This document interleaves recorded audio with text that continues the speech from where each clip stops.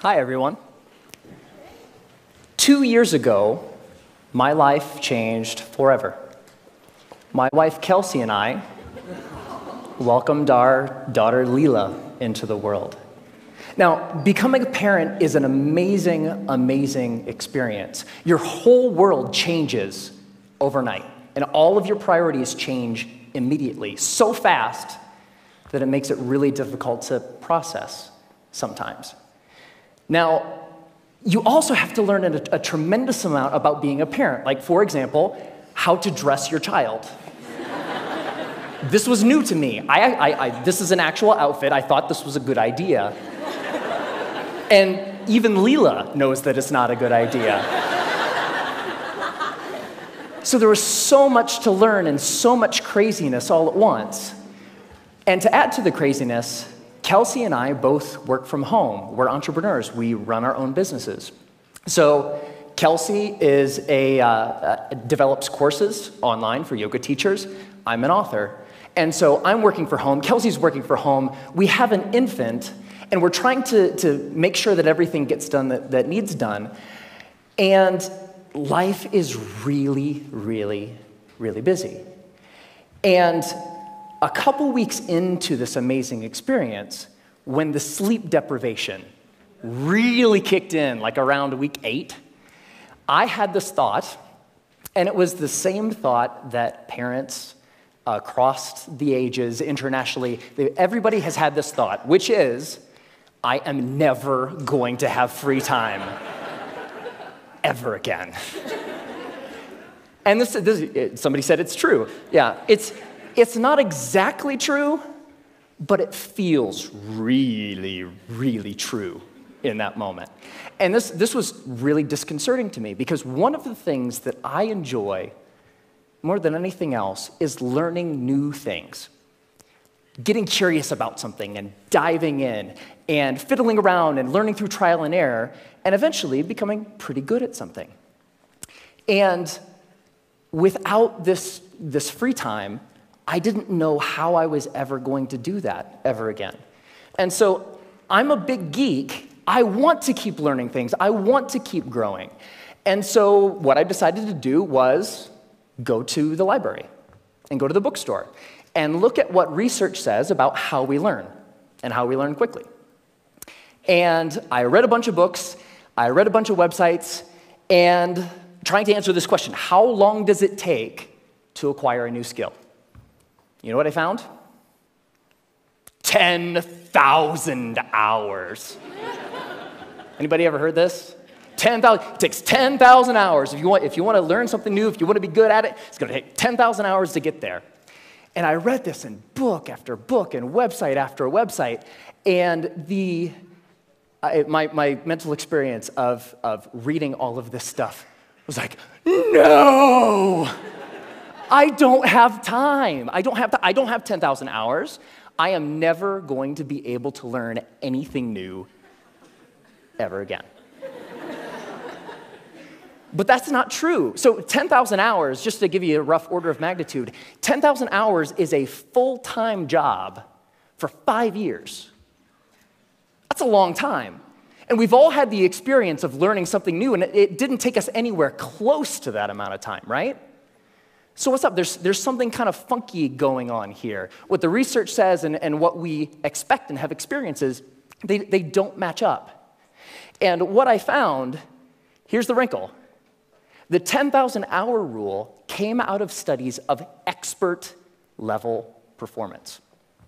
There was a professor at Florida State University. His name is K. Anders Ericsson. He's the originator of the 10,000 hour rule. And where that came from is he studied professional athletes, world-class musicians, chess grandmasters, all of these ultra-competitive folks in ultra-high-performing fields, and he tried to figure out how long does it take to get to the top of those kinds of fields. And what he found is the more deliberate practice, the more time that those individuals spent practicing the elements, whatever it is that they do, the more time you spend, the better you get. And the folks at the tippy top of their fields put in around 10,000 hours of practice. Now, we were talking about the game of telephone a little bit earlier. Here's what happened. An author by the name of Malcolm Gladwell wrote a book in 2007 called Outliers, the Story of Success. And the centerpiece of that book was the 10,000-hour rule. Practice a lot, practice well, and you will do extremely well. You reach the top of your field. So the message, what Dr. Erickson was actually saying is, it takes 10,000 hours to get to the top of an ultra-competitive field in a very narrow subject. That's what that means. But here's what happened. Ever since Outliers came out, immediately came out, reached the top of the bestseller list, stayed there for 3 solid months. All of a sudden, the 10,000-hour rule was everywhere. And a society-wide game of telephone started to be played. So this message, it takes 10,000 hours to reach the top of an ultra-competitive field, became, it takes 10,000 hours to become an expert at something. Which became, it takes 10,000 hours to become good at something. Which became, it takes 10,000 hours to learn something. But that last statement, it takes 10,000 hours to learn something, it's not true. It's not true. So, what the research actually says, if I spend a lot of time here at the CSU library in the cognitive psychology stacks, because I'm a geek. And when you actually look at the studies of skill acquisition, you see over and over and over a graph like this. Now, researchers, whether they're studying a motor skill, something you do physically, or a mental skill, they like to study things that they can time, because you can quantify that, right? So they'll give research participants a little task, something that requires physical arrangement or something that requires learning a little mental trick, and they'll time how long a participant takes to complete the skill. And here's what this graph says. When you start, so when researchers gave participants a task, it took them a really long time because it was new and they were horrible. With a little bit of practice, they get better and better and better, and that early part of practice is really, really efficient. People get good at things with just a little bit of practice. Now, what's interesting to note is that if, we don't really, for skills that we want to learn for ourselves, we don't care so much about time, right? We just care about how good we are, whatever good happens to mean. So if we relabel performance time to how good you are, the graph flips, and you get this famous and widely known, this is the learning curve. And the story of the learning curve is when you start, you're grossly incompetent and you know it, right? With a little bit of practice, you get really good really quick. So that early level of improvement is really fast. And then at a certain point, you reach a plateau, and the subsequent gains become much harder to get. They take more time to get. Now, my question is, I want that, right? How long does it take from starting something and being grossly incompetent and knowing it to being reasonably good in, hopefully, as short a period of time as possible? So, how long does that take? Here's what my research says. 20 hours. That's it. You can go from knowing nothing about any skill that you can think of. Want to learn a language? Want to learn how to draw? Want to learn how to juggle flaming chainsaws? If you put 20 hours of focused, deliberate practice into that thing, you will be astounded at how good you are. 20 hours is doable. That's about 45 minutes a day for about a month, even skipping a couple days here and there. 20 hours isn't that hard to accumulate.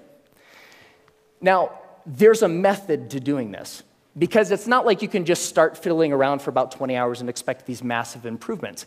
There's a way to practice intelligently. There's a way to practice efficiently that will make sure that you invest those 20 hours in the most effective way that you possibly can. And here's the method. It applies to anything. The first is to deconstruct the skill. Decide exactly what you want to be able to do when you're done, and then look into the skill and break it down into smaller and smaller pieces. Most of the things that we think of as skills are actually big bundles of skills that require all sorts of different things. The more you can break apart the skill, the more you're able to decide what are the parts of this skill that will actually help me get to what I want, and then you can practice those first. And if you practice the most important things first, you'll be able to improve your performance in the least amount of time possible. The second is learn enough to self-correct. So get 3 to 5 resources about what it is you're trying to learn. Could be books, could be DVDs, could be courses, could be anything. But don't use those as a way to procrastinate on practice. I know I do this, right? Get like 20 books about the topic. It's like, I'm going to start learning how to program a computer when I complete these 20 books. No, that's procrastination. What you want to do is learn just enough that you can actually practice and self-correct or self-edit as you practice. So the learning becomes a way of getting better at noticing when you're making a mistake and then doing something a little different. The third is to remove barriers to practice. Distractions, television, internet, all of these things that get in the way of you actually sitting down and doing the work. And the more you're able to use just a little bit of willpower to remove the distractions that are keeping you from practicing, the more likely you are to actually sit down and practice, right? And the fourth is to practice for at least 20 hours. Now, most skills have what I call a frustration barrier. You know, the grossly incompetent knowing it part. That's really, really frustrating. We don't like to feel stupid. And feeling stupid is a barrier to us actually sitting down and doing the work. So by pre-committing to practicing whatever it is that you want to do for at least 20 hours, you will be able to overcome that initial frustration barrier and stick with the practice long enough to actually reap the rewards. All right? That's it. It's not rocket science. 4 very simple steps that you can use to learn anything. Now, this is easy to talk about in theory, but it's more fun to talk about in practice. So one of the things that I've wanted to learn how to do for a long time is play the ukulele. Has anybody seen Jake Shimabukuro's TED Talk where he plays the ukulele and makes it sound like he's like an ukulele god? It's amazing.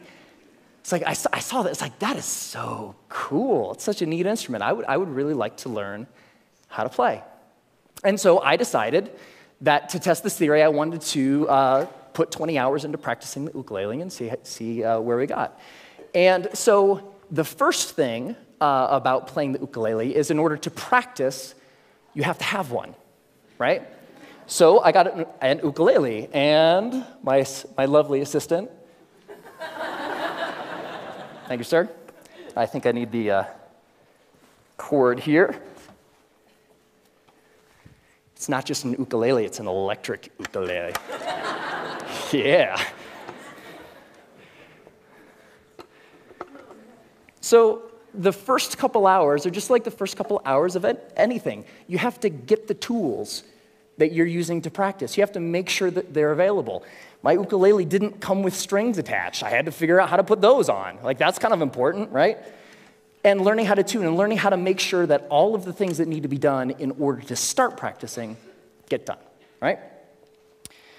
Now, one of the things when I was ready to actually start practicing was I looked in online databases and songbooks for how to play songs. And they say, okay, ukuleles, you can play more than one string at a time, so you can play chords. That's cool. You're accompanying yourself. Yay, you.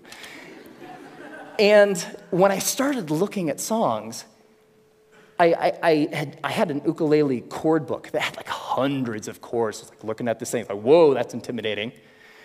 But when you look at the actual songs, you see the same chords over and over, right? As it turns out, playing the ukulele is kind of like doing anything. There's a very small set of things that are really important and techniques that you'll use all the time.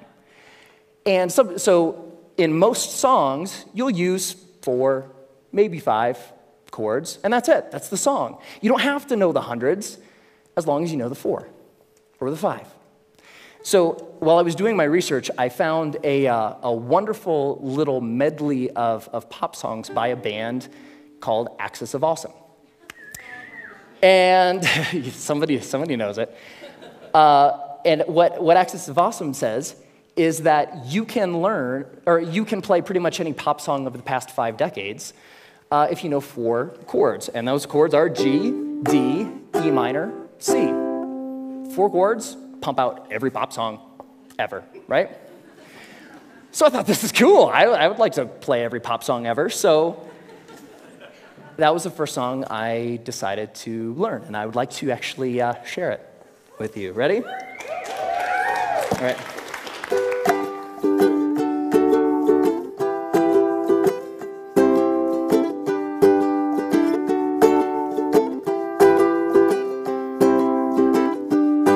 Just a small town girl living in a lonely world. She took the midnight train going anywhere. I heard that you settled down, that you found a girl, that you're married now. Every night in my dreams I see you, I feel you. That is how I know we'll go on. I won't hesitate no more, no more. It cannot wait, I'm yours. 'Cause you are amazing. We did amazing things. If I could, then I would. I'd go wherever you will. And can you feel the love tonight? Can live with or without you? When I find myself in times of trouble, Mother Mary comes to me. Sometimes I feel like I don't have a partner. No woman, no cry, mama, this surely is a dream. I come from a land down under. Once a jolly swag man camped by a billabong. Hey, I just met you, and this is crazy. Now here's my number, so call me. Hey, sexy lady, whoop, whoop, whoop, whoop, whoop 'em Gangnam Style. Time to say goodbye. Closing time. Every new beginning comes from some other beginning's end.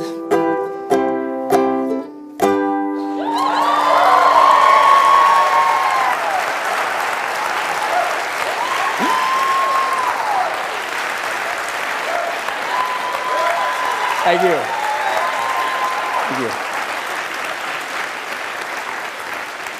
I love that song. And I have a secret to share with you. So by playing that song for you, I just hit my 20th hour of practicing the ukulele. Thank you.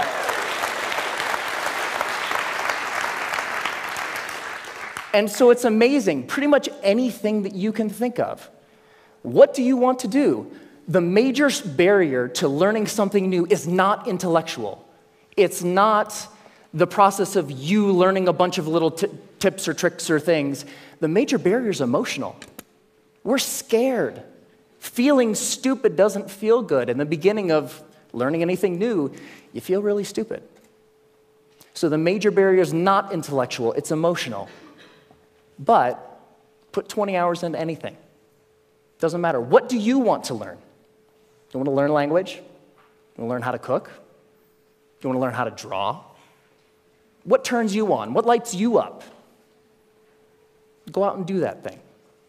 It only takes 20 hours. Have fun.